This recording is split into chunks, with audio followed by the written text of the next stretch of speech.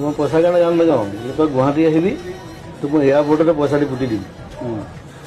তাৰপিছত প্ৰথমতে সেই বেকগ্ৰাউণ্ড ভইচ কৰি লাষ্টত বৰ লগা হ'ল মোৰ। মই এবাৰ হেৰিক কৈছিলোঁ, আমাৰ কি নাম ইয়াৰ তেৰা চুৰুৰ গাইছে, কি নাম তাত তিনিখনমান চিনেমাত মই হামিং কৰালে মোক। তাৰপিছত আকৌ এদিন মাতিছে, পুনে যাবলৈ ওলাইছোঁ মই সেইদিনা আমি গোটেইবোৰ।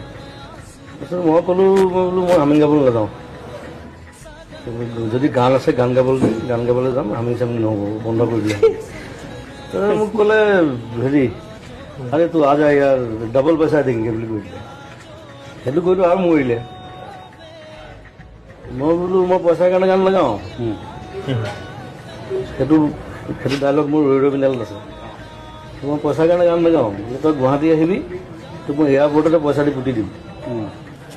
তাৰপিছত ফোন চোন নাই আৰু বহুত দিন।